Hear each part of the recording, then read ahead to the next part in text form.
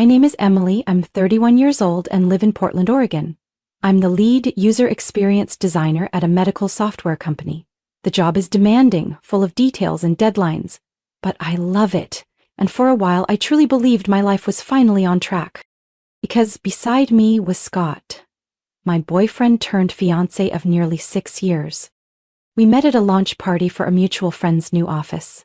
He was an electrical engineer, 2 years older than me, quiet, with eyes that always looked like they were reading the room. We started talking while standing next to the dessert table, both sighing because the blue macarons were all gone. It's funny now, thinking how a whole life together began over a missing cookie. Everything unfolded naturally. We dated, moved in together after nearly 2 years, and by year 3 we adopted Luna, our gray-furred cat with suspicious eyes who never left my side. Scott wasn't the romantic type or great with words, but he always listened. He remembered I preferred oat milk over almond, and he was the one handing me tissues whenever movies got emotional. Last summer on a hike up Mount Tabor, our weekend ritual, he pulled a small brown box from his jacket, hands trembling. "Do you want to keep walking this road with me? Forever?" he asked, voice hoarse from the wind. I nodded before he even finished. My eyes stung. My smile froze from joy. No big crowd. No secret photographer. Just me, him, and the wind weaving through pine trees. And I thought, this is all I've ever wanted. We decided on a September wedding, a cozy outdoor ceremony with under 80 guests. Not a magazine spread, but a day that felt true to us. Though Scott always said, "You decide," I knew I was the more excited one. I dove into Pinterest, created countless mood boards for dresses, flowers, table settings. I booked the planner, tasted cake samples, picked songs, and handled almost everything myself. Scott would nod, smile, or say, "Sounds good." I didn't resent it, truly. I told myself this was normal. Most guys didn't care if the wedding flowers had eucalyptus leaves or not. That's what I kept telling myself. Every night after work, I'd sit on the couch with Luna, scrolling wedding dresses or listening to playlists that made me tear up. Scott would sit at his desk nearby, absorbed in blueprints or emails. We shared space, but I began to feel the rhythm shifting. Still, I ignored it. We'd made it through layoffs, my grandmother's funeral, and his work stress when a major project stalled. A wedding couldn't possibly shake us. I trusted our relationship, I trusted Scott, I trusted us. What I didn't see coming, what kept me up countless nights afterward, was the creeping doubt that the wedding wasn't what scared me, but the haunting question.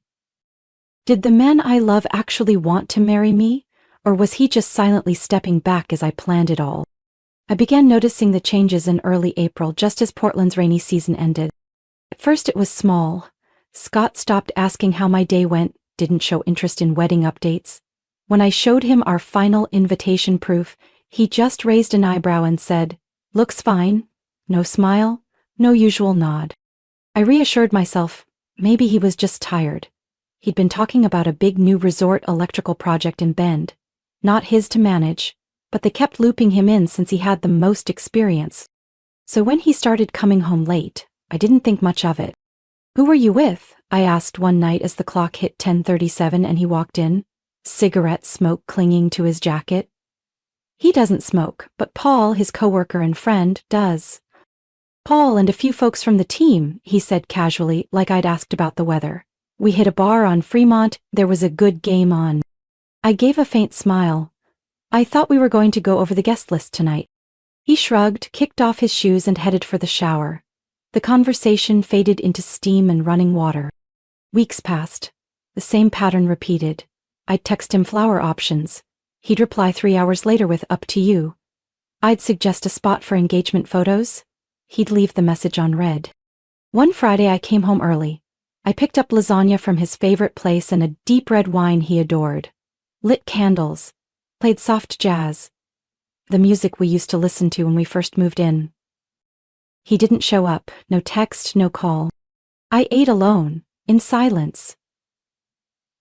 Luna curled at my feet, tail limp, as if tired of the long absences too. At 10:30 he walked in. I smiled softly as if forgiveness was just a blink away.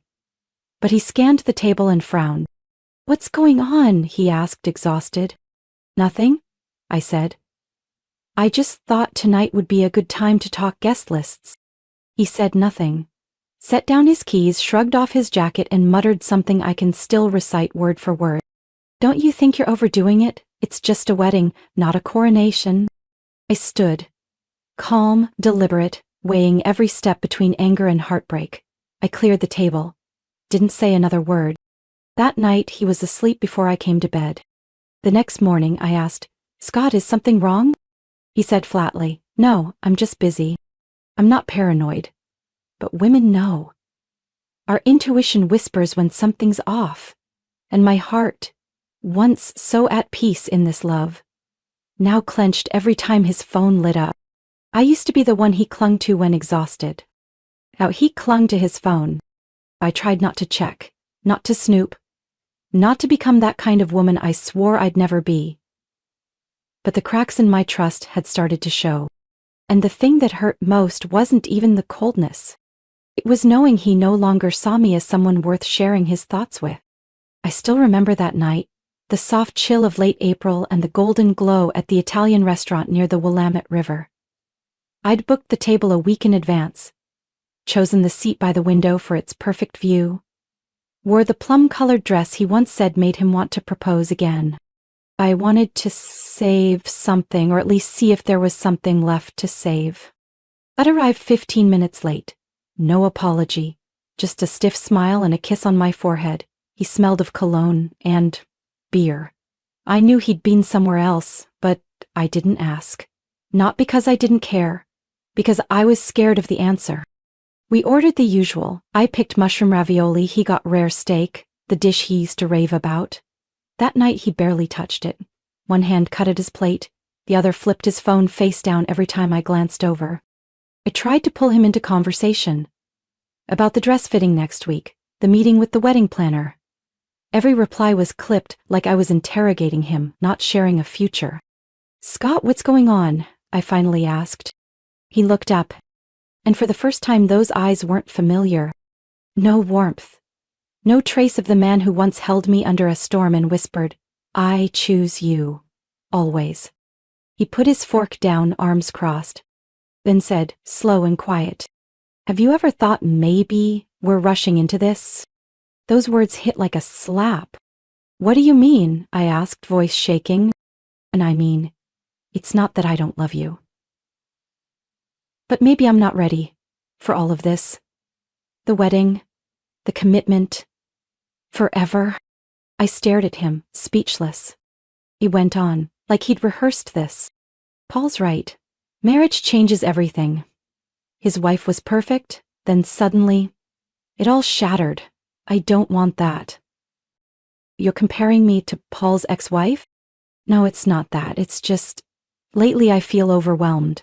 You're planning everything. You have spreadsheets for flower choices, and me? I just want it to be simpler, less pressure." You said I could handle those parts. I know, and I thought I was okay with that. But now, I'm not sure. Not sure. 2 words. More painful than any rejection. I sat still, swallowing tears, trying to look composed under flickering candlelight. We didn't finish dinner. My ravioli went cold. His steak remained untouched. I asked for the check. He didn't argue. On the way home, silence filled the car. Not even the radio could mask the growing distance between two people who once dreamed of a house, a garden, and the sound of children laughing. Back at the apartment, I changed. He sat on the couch, staring at a muted TV. I heard him sigh. Then he stood, grabbed a pillow and blanket, said nothing, and walked into the office. That night, for the first time in 6 years, we slept in separate rooms. No goodnight. No familiar touch. Just 2 strangers sharing the same apartment, separated by a nameless abyss. I lay in bed, gently stroking Luna's fur, our cat, always faithfully curled beside me, and thought, if this is the moment everything starts to end, then it ends more quietly than I ever imagined. The next morning, Scott left early for work without leaving a note. I woke up, alone, in a cold, heavy bed. Luna stayed curled in the corner, not even bothering to greet me. I brewed a cup of coffee but didn't drink it. The familiar aroma made my throat tighten. I poured it down the sink and stood by the window for almost 10 minutes, trying not to think too much about the night before. I texted Lena, my best friend since college, now a nurse at Providence Hospital. She called right after her shift, voice calm as always. Sounds like you need a little escape, Target and coffee, the ultimate combo for disappointment rehab. I smiled, reluctantly agreeing. We met at the Orange Spoon Cafe, the one with mocha drinks Lena loved so much the baristas knew her name. I recounted the night before, trying to keep my voice steady, but the more I talked, the tighter my throat got. Lena placed her hand over mine and gave it a gentle squeeze. I think you're trying to save something only you still believe in. I didn't know what to say. We left the cafe and wandered through the shopping plaza. I'd bought a few new throw pillows. Pointless. And a fancy shampoo bottle just to comfort myself. As I stood in the parking lot loading the trunk with my scattered purchases, my phone buzzed. A message from an unknown number. Hey Emily, it's Ben. I work with Scott. We met at the Christmas party last year. Sorry if this is out of line, but I think you should know something. I frowned. Ben was a young engineer who'd joined Scott's firm a few months ago. I called him. His voice was hesitant. Awkward at first, but eventually he spoke. Turned out that afternoon, Scott's engineering team met up at a bar near the construction site by the Columbia River. They had a few beers, some small talk. Then the topic turned to weddings. Scott, he got teased a bit about becoming a married man, Ben said. Then Paul, you probably know who that is, joked. Let's hope she can at least cook, or you're screwed. I froze. I'd heard enough about Paul already. And Scott. He said. Ben hesitated. He laughed and said if she were hotter maybe I'd be more excited about the wedding. I stood still. The cold wind cut across my shoulders, but I didn't feel it. Only the sting in my chest. Ben continued, his voice softer now. Everyone went quiet for a few seconds. Some laughed, but you could tell some were uncomfortable. I didn't know what to say. But I thought you should know. I thanked him, hung up and collapsed into the driver's seat, phone still clutched tightly in my hand. Tears streamed down before I could stop them.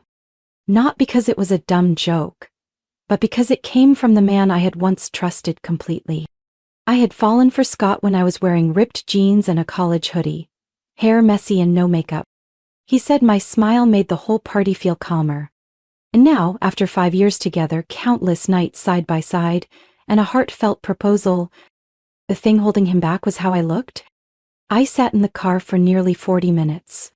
Every sound blurred, except the pounding of my heart in my ears. When I got back to the apartment, Scott was sprawled on the couch, remote in hand. He glanced at me. Buy a lot of stuff?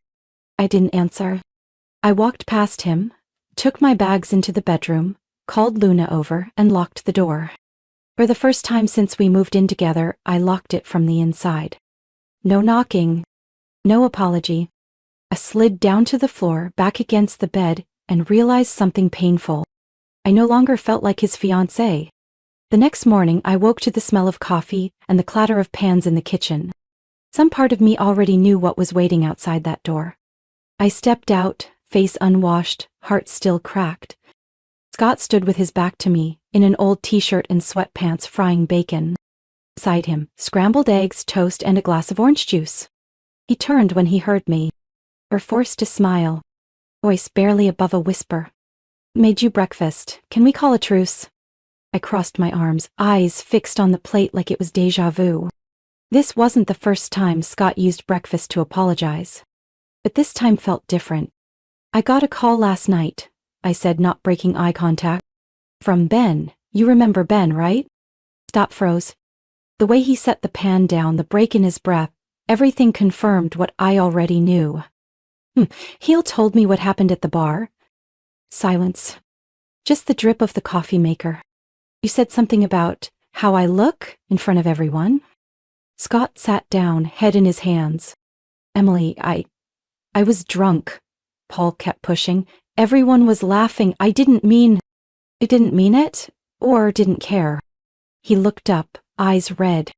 I'm sorry, I swear, I shouldn't have said that. I felt cornered. Paul makes me feel like I'm not man enough if I don't fight back. I scoffed. So you made me the punchline? No, that's not what I was drunk and stupid. You know I didn't mean it.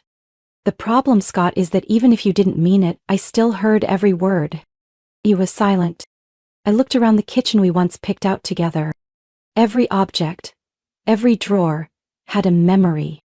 And now they all felt like ghosts. I turned, grabbed my bag. I didn't say another word. Scott followed me. Where are you going? To Ethan's? Ethan? My brother, I said. The one who told me if I ever got hurt, he'd be the first one at my door. You're leaving? Over one dumb joke? I stopped cold. Not over one joke. Over all the times you made me feel like I wasn't enough. The half-hearted nods, the late nights, the way I've been trying to save this relationship alone. He opened his mouth, but I was already gone. Luna jumped on the suitcase like she wanted to come with me. I stroked her back and whispered, I'll be back. I drove to Ethan's house, 20 minutes from downtown Portland. Rain started falling, soft drops tapping the windshield like all the tears I'd held in. He opened the door the moment I knocked. Before he could speak, I wrapped my arms around him. What happened? He asked, voice full of concern. I just need a place to breathe. He didn't ask further. He just grabbed the spare key, made me a hot cup of peppermint tea, and stuffed a few cookies into my hand. That night, I lay on the old bed I used to joke felt like a wooden board every time I visited. But that night, it was the warmest place I knew. I hugged the pillow, stared at the ceiling, and felt hollow. No tears, no anger. Just one question echoing in my mind. If this is the person I'm supposed to spend my life with, why do I feel so alone? I was no longer the heroine of my own story. Just a girl clinging to a fading image, while the person beside her had already let go. I stayed at Ethan's for 3 days. 3 long nights filled with restless sleep and unanswered questions. Each morning I had to remind myself it was real, that I wouldn't wake up to find Scott making breakfast like nothing had happened. On the 4th morning, as I was sipping coffee with my brother, my phone vibrated. The screen showed a name I didn't expect to see. Valerie. Scott's mom. She and I had always had a good relationship. Unlike my biological mother, who had gone through 3 divorces and lived over 1,000 miles away in Tampa, Valerie was the mother I wished I'd had. Composed, thoughtful, always gracious. She once told me I was one of the best things to happen to this family. I hesitated for a few seconds, then picked up. Emily? Her voice trembled. Can you meet me? There's something I think you need to know. I paused, then agreed. She asked to meet at a small cafe near Washington Park, a place she used to take me for walks during family picnics. When I arrived, she was already seated by the window. Not her usual elegant self. Today she wore an old cardigan, no makeup, her hair slightly messy, eyes dark with fatigue. She looked exhausted. I sat down and got straight to the point. What happened, Valerie? She stared at me for a long time, weighing every word. Scott called me on Sunday. He was a mess. I said nothing, just tightened my grip on the warm coffee cup. My son didn't betray you the way you think, she said gently. But there's something else I believe you need to hear. From me. Not from anyone else. I stayed silent though my chest was tightening. Recently, there's been a new girl at Scott's company. Her name's Alana. She's a new project coordinator and works closely with him. He mentioned her a few times and I didn't think much of it until this weekend. Valerie paused, exhaled slowly. Scott confessed he's developed feelings. Nothing happened between them, at least that's what he says. No physical boundary was crossed, but there's a connection, and that connection made him question everything. I froze. My coffee had gone cold, but I held on to it like it was the last warm thing left. Why are you telling me this? I asked, trying to keep my voice steady. Because I've been in your shoes, Valerie replied. Before Scott's father left me for a coworker in Arizona, he once said, she's just easier to talk to, that's all. And I brushed it off. I thought it was harmless. But Emily, sometimes just talking is exactly where the cracks begin. Her eyes welled with tears. I can't let you walk into a marriage with someone who doesn't even know where he stands. I love you, Emily, like a daughter, and I can't watch you live through the same heartbreak I once did. I bit my lip. Inside me, the last shards of hope were shattering. I had wanted to believe Scott was just stressed, just temporarily distant. But now I understood. It wasn't random distance. It was a deliberate gap, formed by a heart slowly drifting elsewhere. Iced too. Thank you for being honest.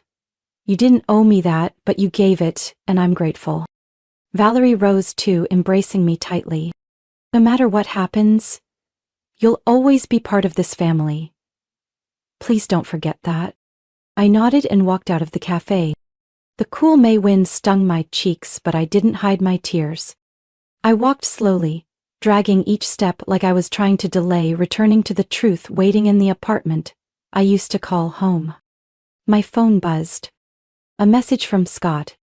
If my mom told you anything, please remember. I love you. I was scared and I messed up. I can't excuse it, but I don't want to lose you. I turned off the screen. For the first time I felt something clear in my heart. Love is never enough if someone won't be honest. With themselves or with the person they promised forever to. I thought long and hard before texting Alana. Part of me wanted to disappear quietly, let time blur everything. But the other part, the stronger part still gasping for air, needed clarity. I couldn't live in half-truths, evasive glances, and vague words anymore. I found her number in the office group chat from Scott's birthday a few months ago. My message was simple. Hi Alana, this is Emily, Scott's fiancé. If possible, I'd like to meet in person. I don't blame you. I just want to understand the truth. A few minutes later she replied, I think we should meet. I have a few things I need to say too. Tomorrow morning, Luna Bean Cafe, 9 a.m.? I nodded to myself. Luna Bean, what an ironic name. Because my cat Luna was now the only creature I still fully trusted. The next morning I arrived early. The cafe was small but cozy, sunlight pouring through large windows, reflecting off wooden tables and hanging plants. I picked a corner seat and ordered an espresso that didn't even taste bitter, maybe because my heart already was. Alana walked in at 8:59. She was nothing like I imagined. No tight dress, no stilettos, no bold lipstick like the other woman in movies. She wore jeans, a beige sweater, her hair tied back, a delicate but tired face. Thanks for coming, I said as she sat. No, I should be the one thanking you for this chance, she replied, locking eyes with me. I know what's going on between you and Scott, and I don't want to be misunderstood. I said nothing, just gave a small nod. Alana took a deep breath and continued. Scott is a good man. He helped me a lot when I first joined the company. We worked on a few projects, exchanged some messages outside work. But I swear, nothing ever crossed a line. I never flirted with him. Never made a move or hinted at anything. I studied her face. Every gesture felt sincere, no defensiveness, no evasion. Actually, she added, I've been with my boyfriend Khalid for over 2 years. He came to the company event in March. Maybe you don't remember. There were a lot of people. My cheeks flushed. I did vaguely remember a tall man holding Alana's hand, but I'd been too busy entertaining Scott's guests to notice. So, what about Scott? I asked, my voice low as if I feared hearing the answer. Alana bowed her head. I think he's going through a rough patch. He's becoming easily distracted. Sometimes he slips up. Sometimes he asks me very personal questions, not crossing the line but enough to make me feel strange. Did you respond? I kept my distance. I even told Paul directly. He's the type who constantly jokes, saying really biting things about marriage. Once he told Scott, before getting married, you should try every possibility. Then you'll see you chose wrong. My eyes widened. My heart felt crushed again. Paul always acts like a close friend, she continued, but I think he just enjoys the feeling of controlling others. He planted doubts in Scott's mind, about marriage, about commitment, about the idea that loving one person for a lifetime is naive. Alana paused, her voice lower. I don't know what Scott feels for me, but if there's anything, it's from him, not from me. I stayed silent. Not angry, not jealous, just a deep sadness spreading in my heart. Because now I understood. What broke my relationship wasn't another woman, it was Scott's fear. The fear of becoming like his father, of repeating mistakes, of not loving deeply enough to last a lifetime. And Paul, the shadow of toxicity, was simply the wind that stirred the long smoldering fire in Scott's heart. When Alana stood up, she said something I'll remember for a long time. You're a strong woman, Emily. Don't let anyone, even someone who once loved you, make you doubt that. I sat alone in the cafe for another half hour, my espresso cold but my mind burning as if I'd just walked through a storm. I didn't know what would happen next. But I knew, for the first time in weeks, I felt like I'd regained control of my own story. 3 days after meeting Alana, I decided I wouldn't wait another second. I texted Karina, Scott's younger sister, who had called to check on me several times since things started to fall apart. Though she was Scott's sibling, Karina had never blindly taken his side. She was straightforward, fair, and perhaps the only person in Scott's family I still trusted to be a bridge.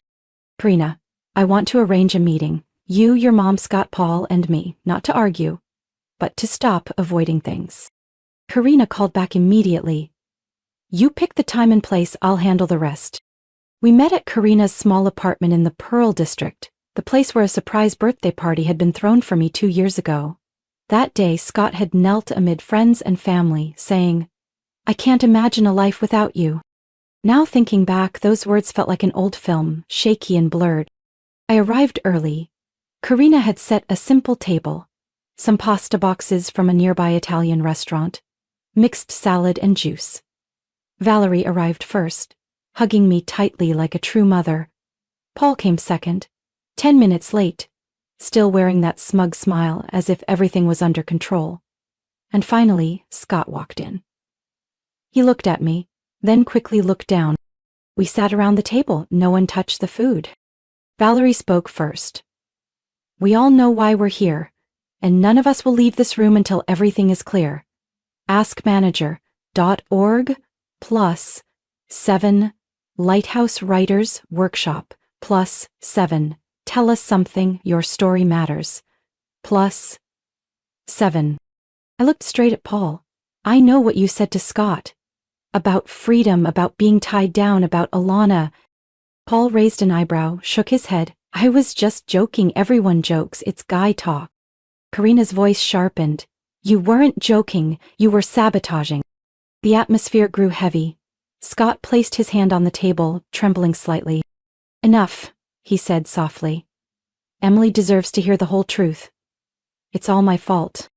I looked up, Scott continued, his voice steady but eyes reddened. I was weak.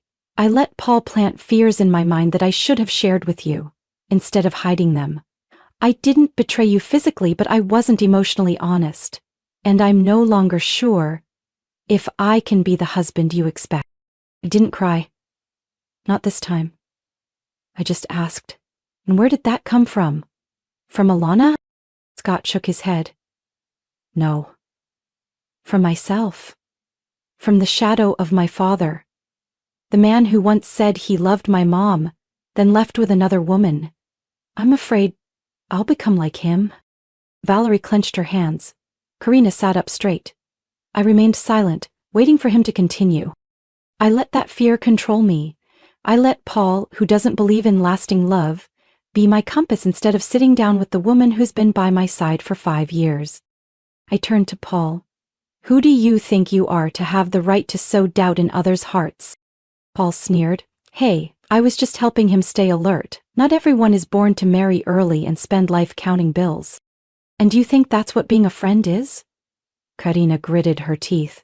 Dragging someone down with you just because you don't believe anyone can be happier than you? Valerie stood up, lightly tapping the table. I didn't raise my son to be a man who uses his girlfriend as a shield for his fears. Scott bowed his head. Mom, I'm sorry. Honeycomb +8. Tell us something. Your story matters +8. Joelle Han +8. I sighed. I don't need more apologies, Scott. I need clarity. He nodded, his voice as soft as the wind. I'm not sure I'm right for you anymore. I love you, but maybe love isn't enough if I can't overcome myself. I pressed my lips together. Inside me, every question had been answered. I stood up, looking at each person in the room. Then, I said slowly, we won't be getting married. No one stopped me. No one objected. Just a silence that pierced to the bone. I turned to Valerie. Thank you for always treating me like a daughter. She stepped forward to hug me. You're my daughter whether you marry Scott or not. Irina walked out with me. As I reached for the doorknob, Scott called out, Emily. I turned back, our eyes meeting one last time. He said nothing more, and I didn't need to hear anything else. 3 days after the fateful meeting at Karina's house, Scott moved out of the apartment we had shared for nearly 5 years. He chose it Tuesday morning, when I was at work, to avoid another painful goodbye. He left the keys on the kitchen counter, along with a short note. I know I don't deserve it, but I still hope you'll live a truly strong life, just as you are. S. I read the message upon returning home after a long shift, in the silent kitchen with lingering cold air. Luna, my cat, curled up on the sofa, as if she too felt the newly opened void. I began packing. The ceramic mugs we had bought at the weekend market, the collection of glass cups printed with maps of cities we had visited, the wall map with red pins representing the honeymoon destinations now cancelled. Each item suddenly became evidence, a collection of almost happened moments. There were nights I sat alone in the living room, under dim lights, with the Wedding Vibes playlist still on my Spotify account. I intended to delete it but couldn't bring myself to. There's a strange pain in facing what you once believed in. Karina and Ethan helped me find a new apartment in South Portland. Smaller, just 1 bedroom, but with a balcony overlooking rows of crimson maple trees every afternoon. Moving in, I began a new life. Alone, without Scott, without the late-night laughter, and without the Friday night debates over pizza or tacos. The room was empty, but my mind was full of questions. How many times did I give in? How often did I stay quiet, thinking love alone could heal everything? How much of myself did I lose, just to hold on to someone who wasn't sure he'd hold on to me? Those questions led me to therapy. One Monday morning, I walked into Dr. Reed's office. A woman in her 40s, with sharp eyes and a voice soft enough to seep through the cracks in my heart. That first session, I just sat still, said a few scattered sentences like, "We just canceled the wedding, he didn't cheat, he just lost direction. I'm okay." But I knew that okay was a lie I'd repeated too many times. And in the weeks that followed, we dug deeper. I told her about all the times Scott said, "Up to you," when I asked for his input on the wedding dress, the menu, or the guest list. I told her about the nights I lay turned away from him, listening to him laugh with Paul in the living room, feeling more and more distant. Dr. Reed asked me one question that left me frozen. Emily, if you were your own best friend, would you advise yourself to stay in that relationship? I was silent for a long time. And then I answered, no. That night, I went home, took down the save the date card from the fridge and tore it into tiny pieces. For the first time, I didn't cry. I started to rewrite, not just a new life, but myself. I began morning walks, holding no one's hand. I learned to cook from scratch. Not to please Scott, but because I wanted to enjoy a proper lasagna. I signed up for a Saturday painting class, something I'd postponed for 2 years simply because Scott didn't like the smell of oil paint. One night I opened the old engagement ring box. The diamond still sparkled, not from light but from all the things I had sacrificed to believe in a hollow promise. I hadn't sold it. But I no longer wore it. It was just a reminder. I had loved, I had been wrong, and I had found the strength to walk away. And in that moment I realized, maybe the greatest kind of love isn't loving someone so much that you forget yourself. It's loving yourself enough not to let anyone make you forget your worth. On a quiet Thursday afternoon, I got a text from an unknown number. Emily, it's Scott. I'm not texting to ask you to come back. I just wanted to say, I've started therapy. Maybe I should have done it a long time ago. If you ever hear anything about me again, I hope it's that I became someone better, someone who stopped running from everything. I stared at the message for a while and didn't reply. Not because I was angry, but because I knew what Scott was doing now was for him, not for us. I had stopped belonging to that us a long time ago. Emily's story is proof that sometimes an ending isn't a failure, it's a chance to begin again with yourself. When a relationship no longer gives you the love you deserve, letting go isn't weakness, it's courage. True happiness doesn't come from clinging to someone. It comes from holding on to your dignity, your peace, and your self-worth. Emily didn't choose compromise, she chose herself. And that is a quiet, powerful victory. What do you think about Emily's decision? Do you believe she was right to walk away? Share your thoughts in the comments below. And don't forget to follow the channel for more heartfelt stories about love, family, and healing.